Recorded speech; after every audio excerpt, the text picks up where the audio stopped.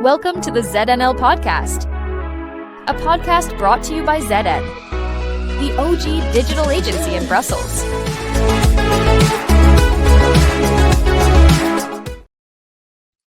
Hello and welcome to this edition of ZNL. I am delighted to have a very special guest today, Joanne Sweeney. She's an experienced communicator.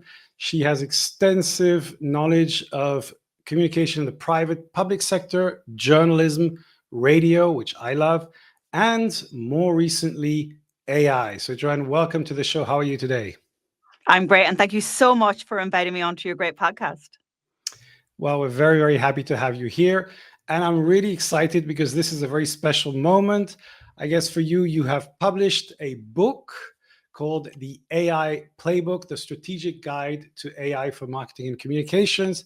A very, very ambitious title. I am reading through it, but I would love to hear, what motivated you to write a book on such a kind of complex and changing topic. So tell us a little bit about the backstory. Why did you write the book? Well, Philip, I guess as a marketing and comms professional, and many of your audience are also in our profession, you could ask the question, where were you when you learned about ChatGPT in November 2022? And I was sitting in my office here in the west of Ireland. And as much as I was excited, I got this momentary lightning bolt thought in my brain going, oh my God, your industry and your business has literally just been disrupted. And that was the moment that I had to look inwards and ask myself, so what are you going to do about it? And I felt this disruption, as you will also have felt the disruption in our industry. You mentioned that I started my career in journalism and in broadcast journalism, in particular on radio. When I went to university, I was taught shorthand and touch typing and broadcasting. Some of those skills I still use today. The shorthand, definitely not. And so I felt that once again, from traditional journalism to digital marketing, digital comms, now we had AI in the playing field. And this was a big player and a Goliath of sorts, bigger than the internet itself. And so I asked myself for months after November 2022, what value are you bringing in the AI age, Joanne? And having previously written 3 books around, policing and social media, and then government comms and the digital age, the penny kind of dropped and said, oh, is it time for another book? I mean, the last one was, Public Sector Marketing Pro, the revised edition for a post-pandemic age. I mean, that was huge disruption. I did not think that 3 years on, I'd have to write a book on AI. And I did, Philip. I felt I had to. And the reason that I write the books, yes, it's for an audience. Yes, it's for positioning. But more than that, it's about me having to immerse myself in a topic. And so that's November 2022. The book was only published September 2025. So just under 3 years. And so I made that conscious decision to immerse myself in research, in practice, and then beginning to teach other comms professionals what I knew, knowing that we were all starting at zero. Like, I was listening to a podcast this morning and the guy goes, is anyone really an expert in agentic AI? Because guess what? Yeah. It's just new. And so, we had an off mic conversation before we started recording, and there's a danger in writing a book about AI, right? Like, what longevity does it have? I don't mention Atlas in it, of course, because it wasn't an AI first browser.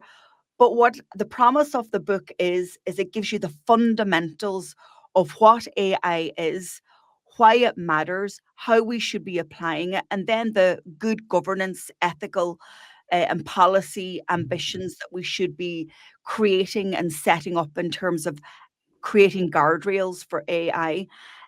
Because I knew that was the first question that I would get in doing any podcast or any media interviews, like, is this book still relevant?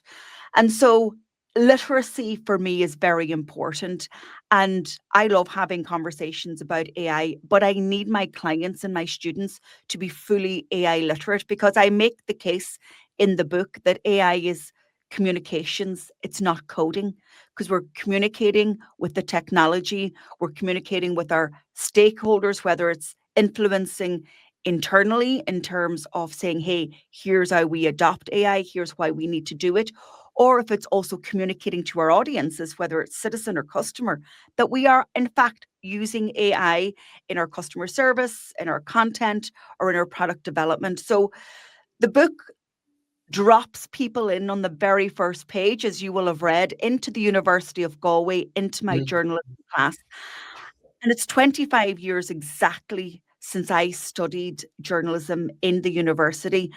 And it was a moment of, I can actually draw and close this circle and remind people that even if you trained like me 25 years ago, you're still relevant today. And the message was, yeah, I learned shorthand and touch typing.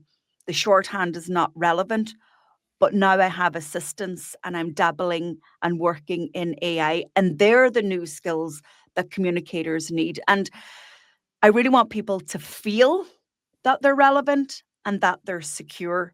We'll talk a little bit more about that. But the book was born when Sam Altman took to that stage in San Francisco, and it was born in the knowing if I didn't move, I'd be moved off the pitch and my relevancy would be really questioned by my clients. So call it fear or call it ambition or inspiration. Maybe it's all of the above. Yeah, no, I think it's a fantastic exercise, and I feel what you're saying is it's a learning journey for yourself that you're sharing with other people, which I think is really the best that the writing exercise can do, is to structure your thoughts, share that, and of course learn along the way. Now, as we said, there are lots of new tools coming online all the time. In fact, in your last podcast, you talked about vibe coding, which has been around, but it's I think it's still something that's pretty misunderstood, and people can do experiments, but they don't know exactly how far they can take those experiments, and how well this can work. But what I'd like to ask you is, in your own background, you mentioned it, so journalism, communication, etc. But I'd like to know a little bit about how technical you are. How much do you know about the kind of mechanics of how these tools work? And I also know you mentioned just before off camera that you were also building your own LLMs, so large language models, on a local thing. Now, does that take a lot of skills? So I'm trying to get the question, how technically savvy do the readers and the users have to be in your mind? Yeah, it's a great question. And I think it has a two-part answer. So for the reader and the book, I've deliberately written it in an accessible way so you can have zero knowledge about AI, pick up the book, and by the end of it, the promise is that you are AI literate. I also invite the reader to complete some tasks along with me. So you're reading and then you're learning by doing, because like anything, everything is academic until you put it into practice. Mm. Now, I would have to say that I maybe have more technical skills than the reader. If I bring you back to my first job working in a radio station in the northwest of Ireland, my job was to keep the website updated. And 20 years ago, we were using Dreamweaver, Okay. where the older members of the news team kind of thought, well, the young person could do it. So I was embracing that digital element of comms right back then, and then building websites, but I always had a tech team. So I've always had a graphic designer who is competent in those technical skills. I've always had web developers who are competent in those skills, but I've always been the communicator. I knew what I wanted. I knew how to brief the people. I knew how to test it, and I knew the user flow and the user experience. Now, in the AI age, my skill sets are absolutely using AI tools, testing them to their limits, building, But again, I have an AI developer on my team. And so I'm bringing in that skill set that understands, security, teaming, trying to break your bot. So I think that we still need that technical assistance. Yes, you can do it, Mm. but your journey is going to be slower and I think more frustrated. And that's why I keep going back to AI is communications, not coding, because like I use Claude to code my infographics now, right? And to create visual representations of my monthly campaign reports for my clients. Heretofore, we would have been designing that potentially and doing a design brief, but now I can get it coded by Claude by briefing it with words and having conversations. So yes, I have technical skills, but I still lean on the competency and the lifelong experience of those people whose first skill is maybe web development or graphic design. And I think it's complementary. So we're building currently AIJ. So AIJ is more than an assistant. She's actually me. Um, Nice. it's the AI version of me, AI and J stands for Joanne. Because when I was at Harvard this summer and with all these other minds and the professors in Harvard being so generous with their information, I really, as we like to say in Ireland, I milked the week. I got the most out of it by asking lots of questions and asking questions of the 73 others from around the world who were on that program. But one of the big takeaways was the people who are going to succeed and who can succeed very quickly in the AI age are domain specialists, because the large language models are generalists, right? They can spit things out, but it's quite generalized. But you and I, Philip, who are lifelong comms people and we've seen our industry evolve, we've been in the trenches, we've done the work. We can walk into any room and instinctively feel where a client might be and where their bias might be in terms of a comms project or in terms of their goals.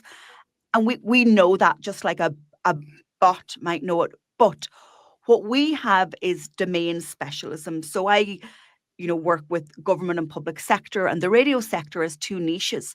And so what I'm doing is building out AIJ to be able to think, act, and do just like I have based on my experience. So training her with all of my knowledge. So it's called a corpus. That's the technical word in AI. The corpus is the body of knowledge that you feed and you train the AI assistant in.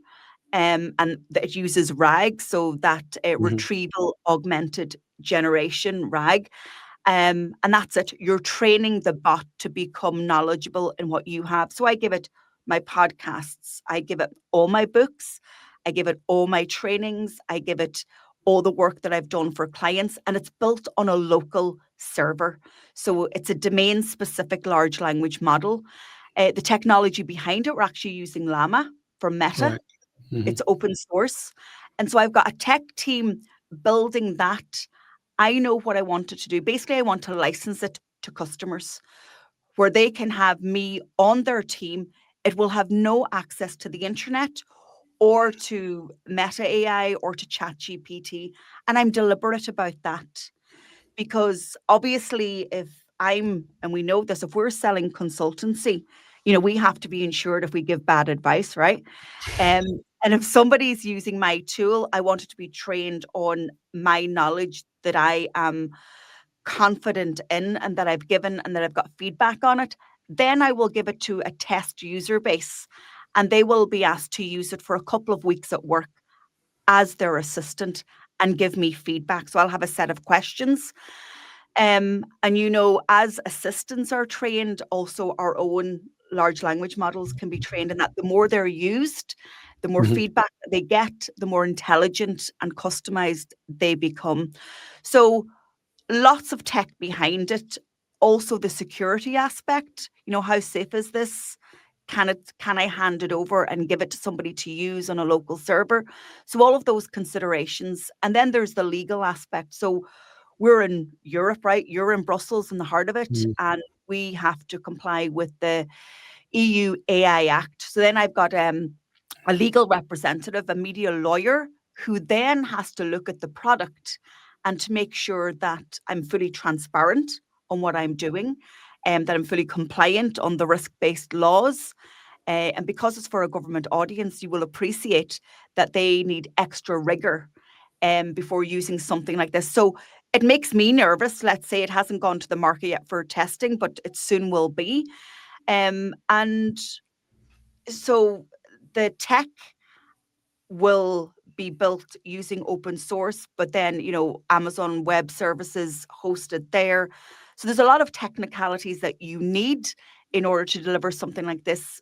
I guess I bring the industry knowledge, the product knowledge, the domain knowledge, and then how I want it to look and feel. So what I would say is don't be afraid to have an AI technical expert on your team to collaborate with you. And I would imagine lots of testing before release. And the same will go with creating a custom GPT, right? They're brilliant, but you need to test. And Mm. the advice in the book is use case, use case, use case. You can have policy, you can have, all the tools, but if you don't have an established use case which demonstrates why we're using AI, how we're using AI, and then the results it gives us, and we can prove value, then you're really still not doing it in the Mm. right way. And so I'm doing that for myself in the first instance, going up to agentic. But with clients, I would say they're very early doors in terms of literacy and tools and maybe custom assistance. Yeah, I think your point about use case is very useful, and I think a very good piece of advice, in the sense that, and I think that's one of the challenges with AI, which is the probabilistic environment in which we live, because we can set up a use case. Okay, let's do this prompt and this thing to find out this outcome, and you run the same thing. I'm doing these tests all the time, and literally sometimes 2 days later it's like, okay, wait a minute, that's not what I just did before with the same prompt. Is it better, is it worse, is it different? And so there's this kind of unpredictability, which I think is very destabilizing, because it's not code which gives you a predictable outcome, it gives you a probabilistic outcome. So I think we constantly need to be experimenting with the tools to see what results they give, and kind of to go back to that. I think what you said about the expert is also very interesting. Obviously, we have a team of designers and of people who have technical skills, etc.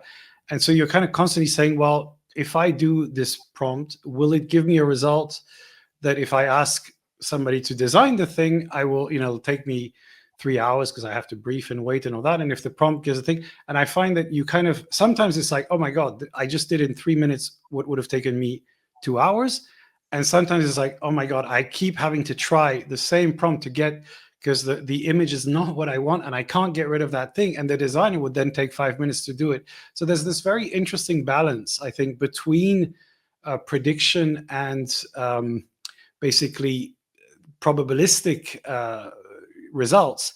And so I'm wondering, when you apply this, and when you see this being applied with your clients, what would you say is working really well? What are the low-hanging fruits of AI implementation, and what are the big challenges that people might not be aware of? Because let's be honest, everybody wants to talk about AI. A lot of people want to have these workshops, but whether that means they're going to start really implementing that's the big question. So what are your thoughts on that? Yeah, I think in terms of text, copy, formatting, AI can really excel at that. Now, as you just shared, starting with a prompt and getting a different result every time can be very frustrating. So, where my clients are going is creating their own custom AI assistants, whether it's in Copilot or in ChatGPT, and they're using their own like brand voice, tone of voice guidelines, brand guidelines, and they're able to review multiples of content from across like public sector. Let's say they've 7 or 8 offices nationwide, and they've got teams writing copy, creating graphics, and their job is quality assurance, right? So what you can Mm. do then is create this assistant that actually will not only guide you in maintaining brand standards, but also for somebody who's doing that quality control, they can run it through the assistant and they can identify very, very quickly where people are dropping the ball. So you've got to start with those highly time consuming, laborious, repetitive tasks that have a defined set of parameters, that have rules. The large language models and assistants, they love rules. If there's any scope for deviation or nuance or not understanding context, that's where that probability, it's maths at the end of the day behind all of this AI, can't come and deliver the same thing consistently. So creating custom assistants that have a particular skill. So the error that I see people making is asking the assistant to do too much. And then it gets confused on itself. We've all been there in Mhm. this thread of conversation that's going on for 10 minutes. And at the back of your head, you're going, I actually could have done this myself, right? It's like Mm. an assistant that's new and you have to be patient to train them. So give an assistant a very small number of tasks to do. Keep it really simple. Give them the guidance, give them your standard operating procedure, tell them what they should do. And I think another thing that I see people doing incorrectly and not knowing that it's incorrect is they don't tell the assistant what they shouldn't do. That's equally Mhm. important because if you don't guide them on what they shouldn't do, then they're going to be making errors based on not knowing what those boundaries are. Um, so text copy formatting, planning, strategy, but also what I see it being used for as a really good use case is data analytics. So having code interpreter now plugged in to these large language models where they have a really good mathematical and computational brain power in the supercomputers, because we do a lot on numbers, right? We're not accountants, but every action leaves a reaction on the social web. And so we have numbers, we've got metrics. So providing insight on data is really good. And what I'm saying to people is get all your data sets in one place, gather them together. Mm. And because we can read web, we can read CRM, we can read email, we can read social, we can read form data, video data, and sometimes we're not very good at that. We say we do look at the data, but do we forensically investigate it? And I think this is where AI can really be an aid. Have a look at my last 30 days. Here are my 25 Mm. data points. Here were my goals. Where are the gaps? So as another brain at a strategic Mm. level, and if you're a small team or a small comms team and you don't have that other strategic brain, you maybe have junior assistants who are very operationally minded and not strategic, you can push that to the limit. But again, the brief needs to be really specific and it needs to be very detailed. So I would say more is better to get a better result. When it comes to image generation and video generation, yes, we've got VO3 from Google. Now we've got Sora 2. And they can create longer videos. Initially, it was 8 seconds in terms of Gen AI because of the number of tokens that it takes, the capacity of the GPUs to turn out visual and video content. That will get better. I still don't think it's there yet in terms of clients using it to create a bank of visual assets to produce. I think where Mhm. AI currently is now, where we can use it, is in video editing. Like, we're using StreamYard here. I use Riverside for my podcast. It will make magic clips for me in seconds. Opus Clip in terms of repurposing long form to short form, editing out your ums and your ahs, not just in the subtitles, but also in the video. Conversational editing is also coming. So I think there are still gaps. And so I think our expectation of AI maybe needs to be tempered by what we can achieve in practice. So start with what AI can do well, embed it into your standard operating procedures, and scale it across the organization. Because, as you rightly say, there's hype and then there's reality, Mm. and we've got to find our feet somewhere in between. Yeah, I think it's. I like your point about the brain. For me, actually, the examples that I've seen that work really well. The simplest one actually is just the meeting notes. And if you're doing meetings on Teams, what's interesting is that it was quite clunky at the beginning, so it wasn't actually really doing very good notes. And then suddenly it started to get much better, and then it's kind of like, okay, now this is good enough, and I can take my notes. And then the second thing, which we're observing, because we're using the Microsoft 365 environment, and have been using SharePoint for the last 10, 15 years. So we have all this data. And what I really find more and more interesting, and it's getting better, is when I say, okay, I have a client in sustainability. Can you just check some of our research, strategic work, give me some case studies and some recommendations and this and that. And then you can say, and by the way, check my latest emails, also my Teams chat and the recording of the meeting. All of this data in this environment is already kind of organized, and it's getting better. I mean, again, it's really interesting how a few months ago it wasn't great. Now GPT-5 is there. It's starting to become useful. So I feel that this is where the organizations, and for associations, I think it's incredible, because a small team can start getting access to the knowledge of other people. So it's very interesting. And then for me, one of my favorite functions is deep research, which I think really works extremely well for, again, certain things. You have to check everything because you can't rely on it, but it's like it can do the work of which would take you weeks or at least days in the past.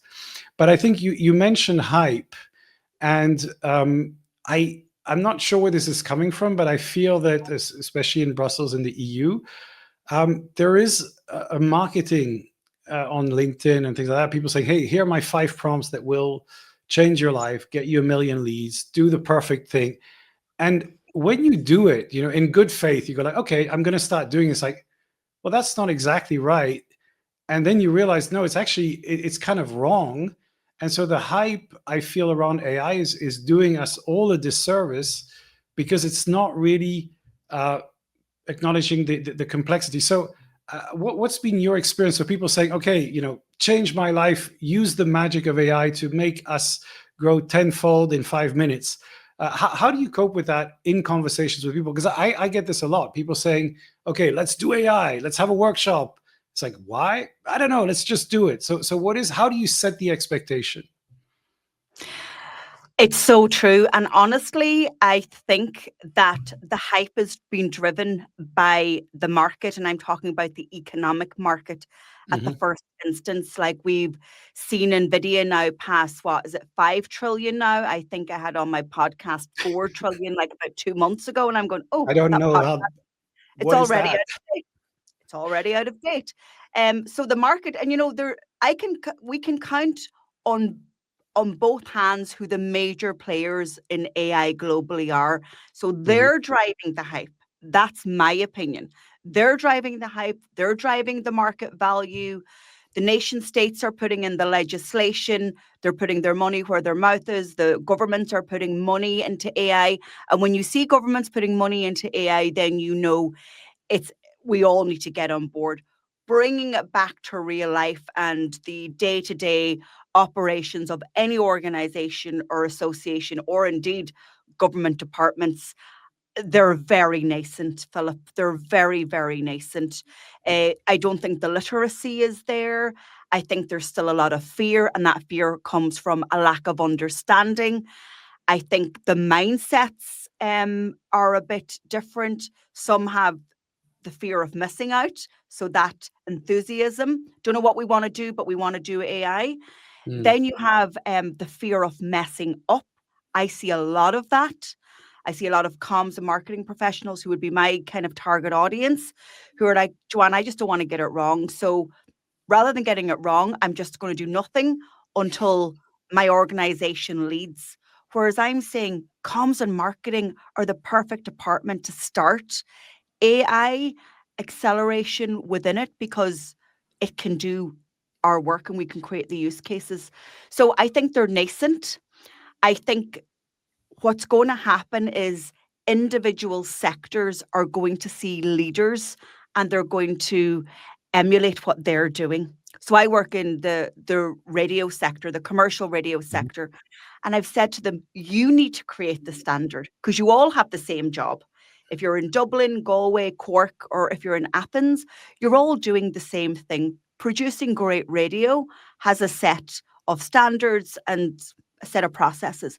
But the industry needs to decide how you use AI. Can we clone voices for news? You know what I mean? Can we use AI voices for ad scripts? You've got to decide, not the government. So I think we're going to see the organization of industry bodies. And I think that's what they should be doing because you have a collective.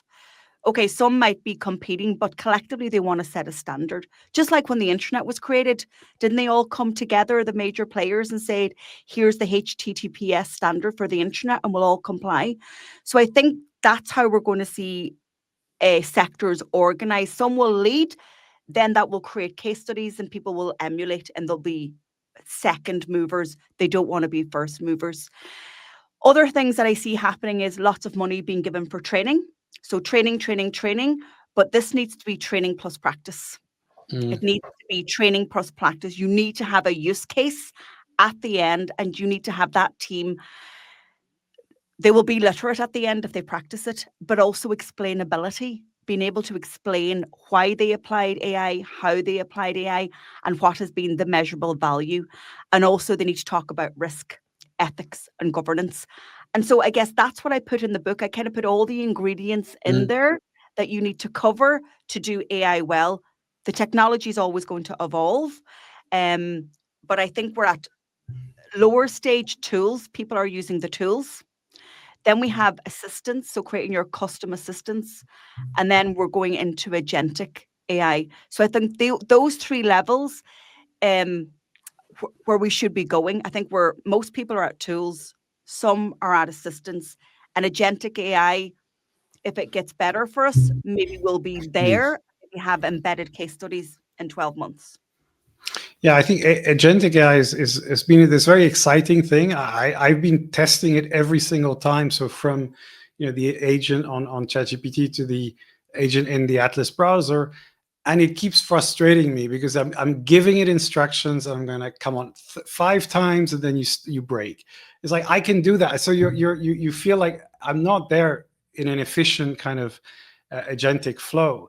But I think what we do, I assume that it's going to start working properly, in the coming upgrade cycles.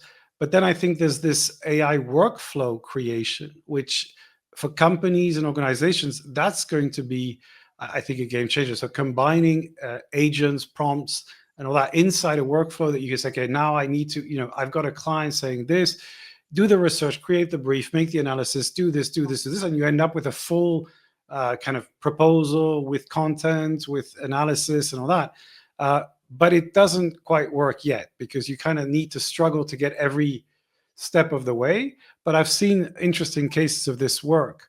Now, this brings me to the question that keeps being discussed. And this week, we heard Amazon firing 30,000 people. We're hearing stories everywhere about consultancies also saying we're going to fire lots of people because ChatGPT can get you a McKinsey presentation with the whole strategy, and with a deep research you get something that looks pretty credible. So in your mind, who is going to be replaced by AI and when?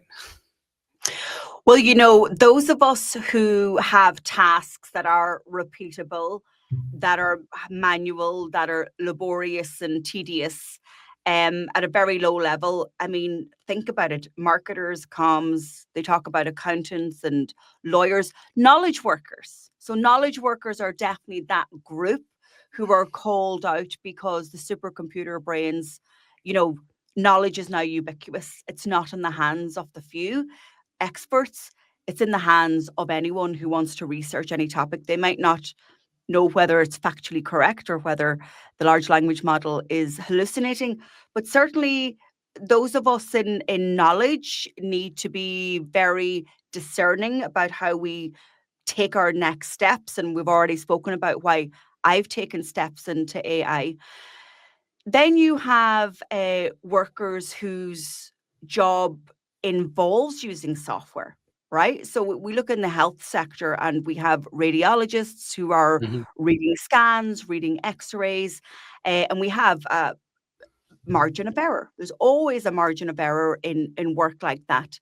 But then if we see that the technology can outperform the human in terms of doing analysis of data sets, whether they're visual or numerical, you know, we will then maybe our roles will be augmented, maybe not replaced or displaced, but maybe our role will be augmented to now being overseeing the role of a domain specialist assistant or a suite of tasks being completed by agentic AI. And again, I would love people to argue otherwise with me.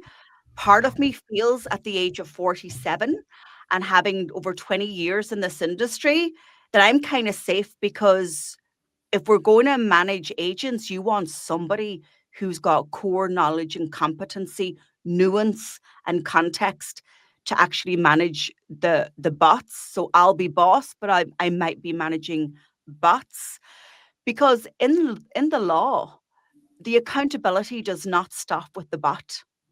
It stops with a human being. And so I think of displacement, and I do worry about young people. I worry about Mhm. graduates. I think they are being directly affected. I think middle management is being directly affected, because middle managers are managing lots of people. But can that be done away with? Because guess what? Now we've got software to augment the role of people who should be self-managing and delivering it a more productive and efficient way. And we don't need a human to manage them. We can actually have transparency on their delivery because of that technology. So I think entry level, a generic manager might have an issue. I really think the takeaway here is domain specialism, plus you and I leaning into technology, being literate and having the competent skills. And honestly, Philip, I'm a words person, I'm a communicator. I'm not tech first. I've had to use technology, but don't be afraid of it. The UX and the UI of all of these platforms is exactly the same. You look at ChatGPT, Grok, Copilot. Why do they all look the same? Because they need mass use. They're making it really easy because they need all of us to be using this technology to validate the value that they're putting on this technology on the open markets. So yeah, long answer to your question, but I do worry about entry level, middle managers, knowledge workers. If you combine your knowledge with I think you're safe. If you're ignoring it, ignore it at your peril. Yeah, I'm really curious to I wonder if, 5 years from now, if we look back at this conversation, this moment, will we see, oh, look at that, these whole company ranges have disappeared now. People are doing everything. There's no longer, maybe there's an AI master of the bots or whatever new titles they'll come up with. Or will we just have a similar kind of world of McKinsey's and communicators just using tools a bit more like we're using the web and emails and all that, and everybody uses it, and it's not this spectacular transformation. So I'm really curious whether, obviously it's a prediction that we have to do.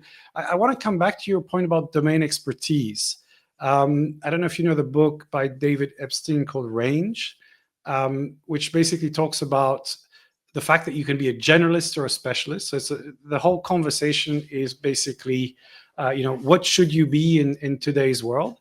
And actually, I think there's another book which kind of goes the other way. So he's basically saying it's better to be a generalist in the sense that having different experiences and different perspectives of the world um, allows you to be more flexible, to learn faster, to kind of not get stuck in one single area, which is a big change from the previous messages, like go deep and have your PhD in the microbiology of the special insect in this one region of the world, because that information will be accessible by AI.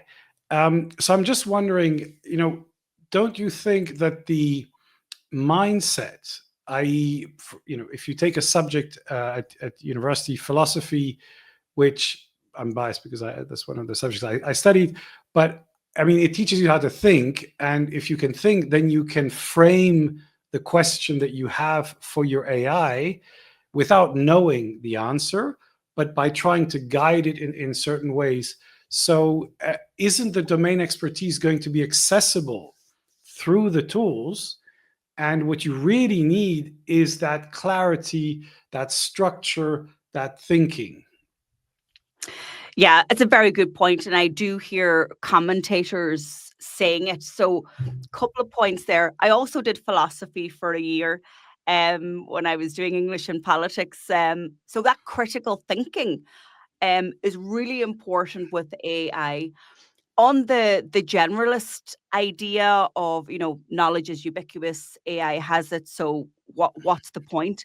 One of the arguments they made at Harvard was that because content is just so freely available, what the value comes from those who actually have deep and original knowledge that can keep producing new knowledge.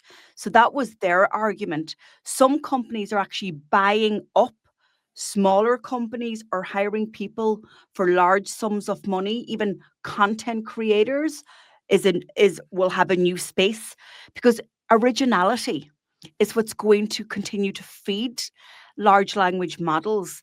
It's going to evolve as society, and society's thinking evolves as our behaviors are now changing. So I get the generalist, and I think for maybe that's the main population body. You know what I mean? If you want to survive in an AI world, you got to be agile enough to be able to pivot to what your organization needs, so that you're not just pigeonholed into this little office. So I get that completely. I guess I'm thinking more strategically about where I'm going, bringing my company, bringing my knowledge, and where my value Mm. is. So I'll be staying firmly in my domain specialism, but I am embracing the technology and having, the phrase in the book is AI plus me is better. Mhm. So we bring something extra to the table, not just AI on its own, not just me on its own. I'm bringing all of it, and I Mhm. can use my critical thinking and my lived experience to shape where we go. Because I fear, Philip, I really fear that there are decisions being made in boardrooms, and especially within our government and public sector, by people who don't understand the science of AI, and who Mhm. are maybe taking personal bias or a fear-based approach into it, and that is dictating how then they proceed with it. And then the other one is, in 5 years' time, let's listen back in 5 years just for the crack of it, to see how far off we were. But I'm already feeling that, what about Google? Is Google one of these companies that might not be Google as we know it? You know what I mean? Yeah. Google search. I mean, we've gone to Chat GPT or Perplexity for our search. Now with OpenAI introducing Atlas and saying, hey, download that, make it your primary browser. And they have created, one of the first, if not the first, AI native browsers. So, and Google's whole business model has been completely disrupted. I was a trainer for Google for 8 years, and we were training the Google way in digital marketing, and that office shut down 2 years ago. So they Mhm. were not providing that as a added value service to their customers, because they seen what was coming. And the other point that I would make, and the last one on this, is what we see, Philip, in terms of what those big companies are giving us, OpenAI, Anthropic, Grok, Meta, what they are giving us is the tip of the iceberg of what they see. They're giving us agentic AI that's a little bit broken, but actually they don't care, because they need the masses to embrace it, to make it mainstream. And there's this TikTok, and I played it on one of my podcasts months ago, and it just kind of framed everything for me. And it is, the bots didn't take over. You give us all the permission. The humans are giving the technology all of the permission, because Mhm. guess what? We're lazy. Inherently, we want to do things faster in less time. If there's a shortcut that's approved by our bosses, yeah, we'll take it. So we're giving all of our autonomy and knowledge to this technology. There's about 10 or less companies in the world controlling it.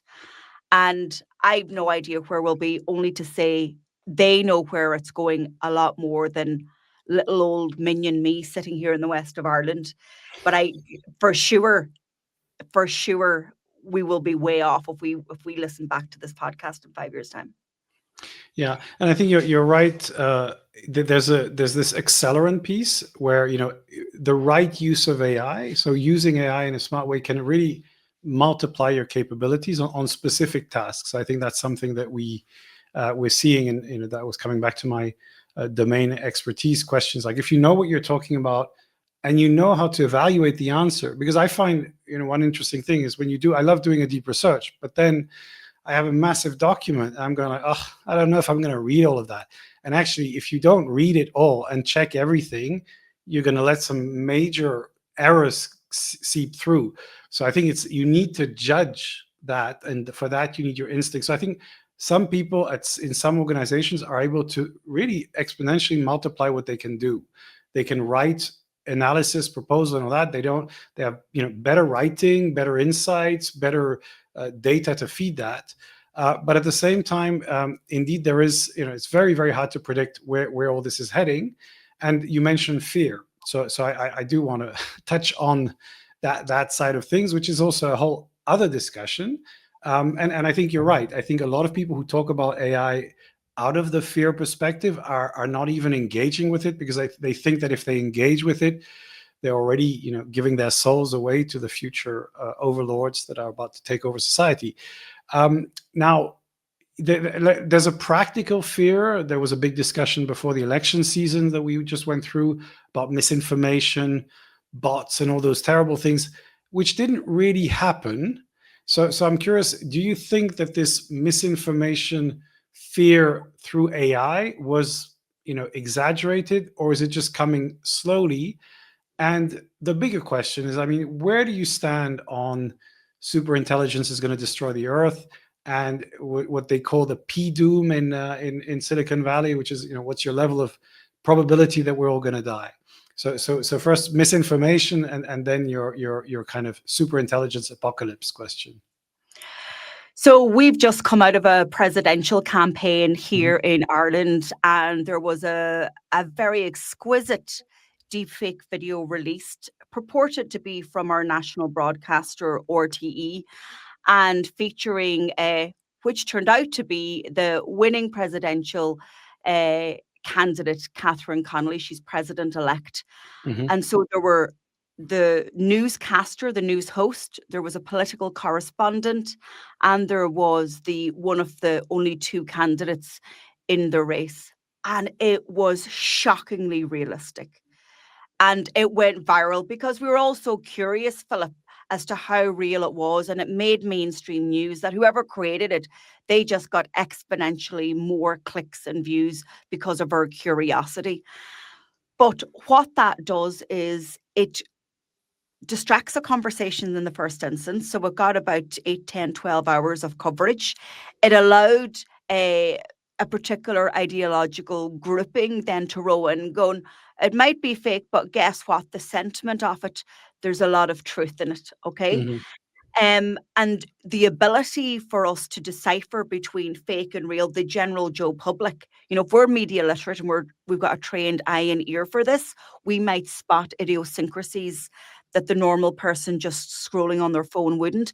So it's easier to create and easier to scale with deep fake. So using AI to create the likeness of people, because the internet is full of our voices, our faces, podcasts, YouTube videos, social media, and to spread content to serve a particular economic or ideological grouping. And police forces, even Europol operating out of Brussels, would say that the police organizations across Europe are finding it more difficult to combat cybercrime threats because of deep fakes and misinformation. So I think it's going to grow, and maybe people will switch off social because they say, well, I can't trust anyone. I think traditional media need to step up their game. They need to be as exquisite in their visual presentation of their news, and yeah, also be media literate. In terms of super general intelligence, Mary Meeker, her report earlier this year on AI, and she's considered the godmother of the internet. When she speaks, everybody listens. She said it could be here, within 5 to 10 years, and that's where Mhm. the bots are more intelligent than us, and Mhm. they can solve climate change. Maybe is that a good thing? Do we want it because we can save the world and reverse the damage to our oceans? I mean, the European Commission has Mission Ocean, and that's restoring our ocean and waters health by 2030. We're now, 4 years away from that deadline. Can AI help us? What about advances in cancer cures? You know what I mean? We welcome that. Of course we do. So we will vote with our hearts and our minds for the good. But and I know that when it comes to technology, sometimes there are equal people on the side of bad as they are on the side of good. And actually, you don't often need a lot of bad people. But Mhm. if they're very good at using technology to interfere with health systems, with banking systems, with energy systems, you can take down countries. You can take down continents. And that's what I fear. I fear the cyber warfare of AI. That's what I mean, earlier this summer we saw that the lights went out in Spain and parts of Portugal. And we're all like, oh my God, what happened? Yeah, the switch went off because I think it was too hot or overheated or something. But the technology exists for things that are far greater. Even in terms of traditional warfare, like drones, we've seen it being used in Europe. And that's what scares me. And then I kind of retreat to growing up, being a farmer's daughter and living by the coast in the 1980s in rural Ireland. If you look to the left, you could see New York, and it's like one of the safest places to live. So I do have a lot of fear. And I think this is why we need to train more people in AI to counteract the brains that have nefarious intent. And so I think that's where the urgency is. The urgency is in protectionism and safeguarding democracy, the rule of law, and the integrity, using the technology for reasons that are for good. So yeah, I feel a bit depressed now after that. Well, my prediction is that I think in the next 3 to 5 years, we're going to see as at least one AI cataclysmic event, which will be, something that shows us really what bad things AI can do at scale. And from that, people will say, "Oh my God, this is worse than what we thought." They're going to take a lot of actions and all that. Not much then will happen, and then it will carry on. But at least we'll know, things can really go bad. Whether it's a massive kind of shutdown of things, even more critical than what we thought possible. But I think until that happens, I think people will think it's a theory, and I think the event will happen because I don't think we'll take action beforehand. But on a brighter note, when you meet students who come up to you and say, well, with all these changes, what are the things that you think I should do? Do I drop out of college and just go straight and create an AI startup? Do I go into deep domain expertise? I normally address that question to the communication world. So, what are the things that you think a young communicator needs to do today? Learning skills, attitudes. Yeah, well, for sure, they need to become AI literate and have competency in the AI tools, the AI assistants, and looking ahead to agentic AI. Because if you can bring that into an organization that maybe is traditionalist in mindset, you will be maybe handpicked from your college course.